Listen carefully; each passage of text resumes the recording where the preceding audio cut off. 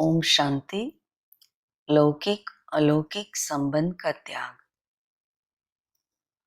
अव्यक्त बाप दादा बोले, आज बाप दादा अपने महादानी वरदानी विशेष आत्माओं को देख रहे हैं। महादानी वरदानी बनने का आधार है महात्यागी बनने के बिगड़ महादानी वरदानी नहीं बन सकते।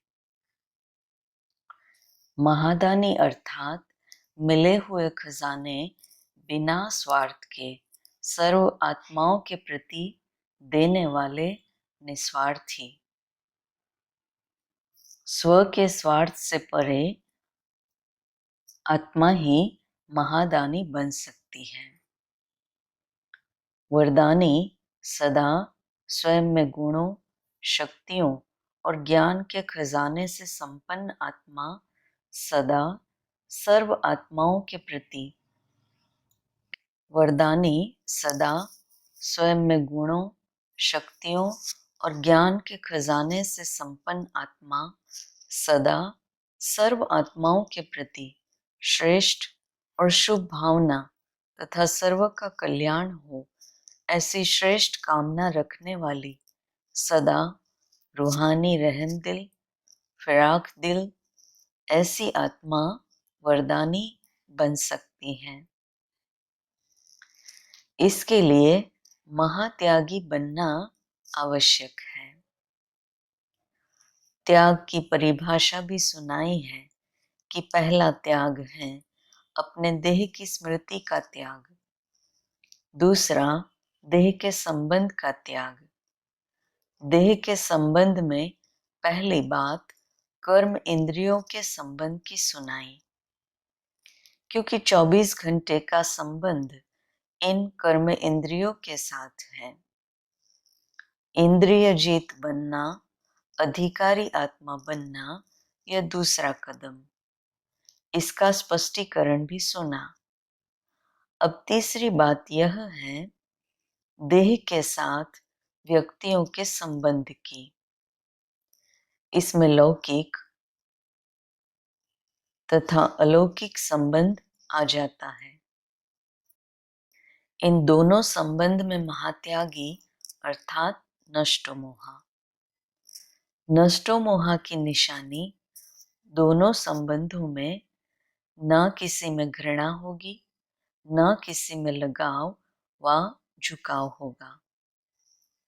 अगर किसी से घृणा है तो उस आत्मा के अवगुण व आपके दिल पसंद न करने वाले कर्म आपकी बुद्धि को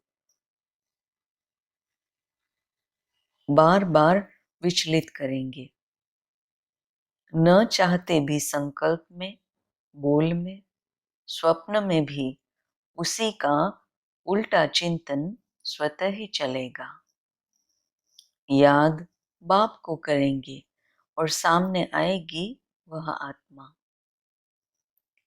जैसे दिल के झुकाव में लगाव वाली आत्मा न चाहते भी अपने तरफ आकर्षित कर ही लेती है, वह गुण और स्नेह के रूप में बुद्धि को आकर्षित करती है। और घृणा वाली आत्मा स्वार्थ की पूर्ति न होने के कारण स्वार्थ बुद्धि को विचलित करता है।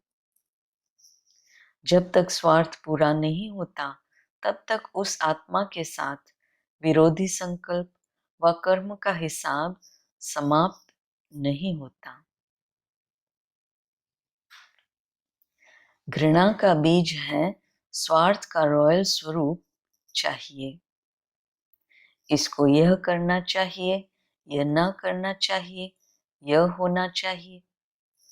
तो चाहिए की चाह उस आत्मा से व्यर्थ संबंध जोड़ देती है। घृणा वाली आत्मा के प्रति सदा व्यर्थ चिंतन होने के कारण परदर्शन चक्रधारी बन जाते। लेकिन यह व्यर्थ संबंध भी नष्टोमोहा होने नहीं देंगे। मोहब्बत से मोह नहीं होगा, लेकिन मजबूरी से। फिर क्या कहते हैं? मैं तो तंग हो गई हूँ। तो जो तंग करता है उसमें बुद्धि तो जाएगी ना, समय भी जाएगा, बुद्धि भी जाएंगी और शक्तियां भी जाएंगी। तो एक है यह संबंध, दूसरा है विनाशी स्नेह और प्राप्ति के आधार पर व अल्पकाल के लिए सहारा बनने के कारण लगाव व झुकाव।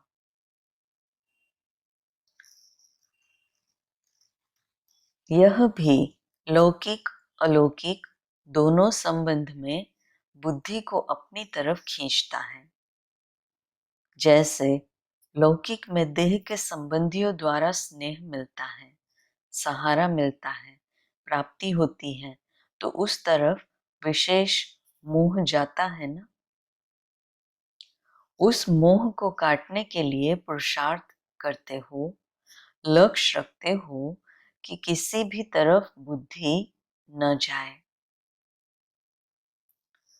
लौकिक को छोड़ने के बाद अलौकिक संबंध में भी यही सब बातें बुद्धि को आकर्षित करती है, अर्थात बुद्धि का झुकाव अपनी तरफ सहज कर लेती है।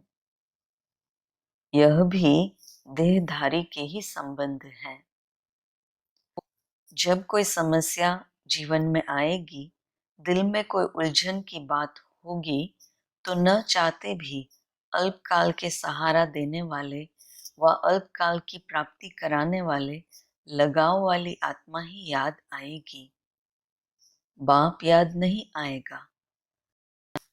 फिर से ऐसे लगाव लगाने वाली आत्माएं अपने आप को बचाने के लिए व अपने को राइट सिद्ध करने के लिए क्या सोचती और बोलती हैं कि बाप तो निराकार और आकार है ना, साकार में कुछ चाहिए जरूर।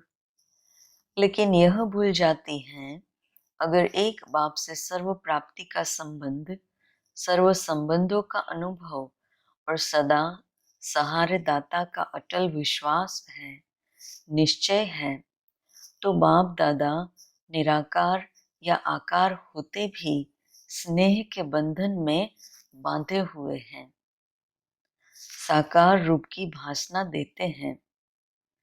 अनुभव न होने का कारण नॉलेज द्वारा यह समझा है कि सर्व संबंध एक बाप से रखने हैं, लेकिन जीवन में सर्व संबंधों को नहीं लाया है, इसलिए साक्षात सर्व संबंध की अनुभूति नहीं कर पाते हैं।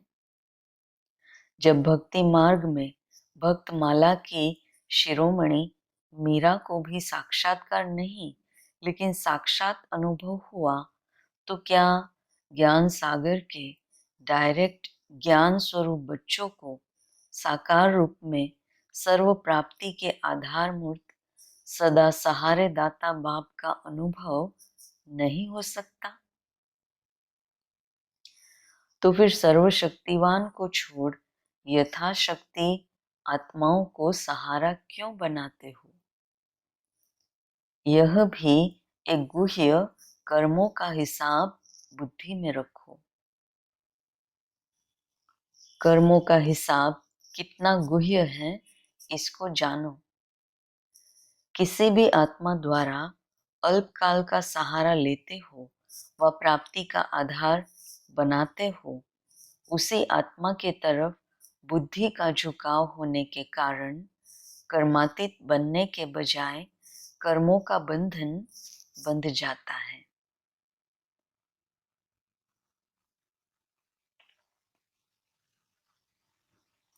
एक ने दिया, दूसरे ने लिया, तो आत्मा का आत्मा से लेन देन हुआ, तो लेन देन का हिसाब बना व समाप्त हुआ। उस समय अनुभव ऐसे करेंगे जैसे कि हम आगे बढ़ रहे हैं, लेकिन वह आगे बढ़ना नहीं, लेकिन कर्म बंधन के हिसाब का खाता जमा किया। रिजल्ट क्या होगी? कर्म बंधनी आत्मा बाप से संबंध का अनुभव नहीं कर सकेगी। कर्म बंधन के बोझ वाली आत्मा याद की यात्रा में संपूर्ण स्थिति का अनुभव कर नहीं सकेगी। वह याद के सब्जेक्ट में सदा कमजोर होगी। नॉलेज सुनने और सुनाने में भल होशियार, सेंसिबल होगी, लेकिन एसेंसफुल नहीं होगी। सर्विसेबल होगी, लेकिन विघ्न विनाशक नहीं होगी। सेवा की वृद्धि कर लेंगे, लेकिन विधि पूर्वक वृद्धि नहीं होगी। इसलिए ऐसी आत्माएं कर्म बंधन के बोझ के कारण स्पीकर बन सकती हैं, लेकिन स्पीड में नहीं चल सकती, अर्थात उड़ती कला की स्पीड का अनुभव नहीं कर सकती। तो यह भी दोनों प्रकार के देह के संबंध हैं जो महात्यागी बनने नहीं देंगे। तो सिर्फ पहले इस देह के संबंध को चेक करो। किसी भी आत्मा से चाहे घृणा के संबंध में, चाहे प्राप्ति व सहारे के संबंध से लगाव तो नहीं है, अर्थात बुद्धि का झुकाव तो नहीं है। बार बार बुद्धि का जाना व झुकाव सिद्ध करता है कि बोझ है। बोझ वाली चीज झुकती है, तो यह भी कर्मों का बोझ बनता है। इसलिए बुद्धि का झुकाव न चाहते भी वहां ही होता है। इसलिए बुद्धि का झुकाव न चाहते भी वहां ही होता है। समझा? अभी तो एक देह के संबंध की बात सुनाई, तो अपने आप से पूछो कि देह के संबंध का त्याग किया व लौकिक से त्याग कर अलौकिक में जोड़ लिया। कर्मातीत बनने वाली आत्माएं इस कर्म के बंधन का भी त्याग करो। तो ब्राह्मणों के लिए इस संबंध का त्याग ही त्याग है। तो समझा त्याग की परिभाषा क्या है? अभी और आगे सुनाएंगे। यह त्याग का सप्ताह कोर्स चल रहा है। आज का पाठ पक्का हुआ। ब्राह्मणों की विशेषता है ही महात्यागी। त्याग के बिना भाग्य पा नहीं सकते। ऐसे तो नहीं समझते, ब्रह्मा कुमार कुमारी हो गए तो त्याग हो गया। ब्रह्मा कुमार ब्रह्मा कुमारी के लिए त्याग की परिभाषा गुह्य हो जाती है। समझा? अच्छा, ऐसे सदा निस्वार्थी, सर्व कल्याणकारी, सर्व प्राप्तियों को सेवा में लगाए जमा करने वाले, सदा दाता के बच्चे देने वाले, लेने के अल्पकाल के प्राप्ति से निष्कामी, सदा सर्व प्रति शुभ भावना, कल्याण की कामना रखने वाले महादानी वरदानी श्रेष्ठ आत्माओं को बाप दादा का याद प्यार और नमस्ते। ओम शांति।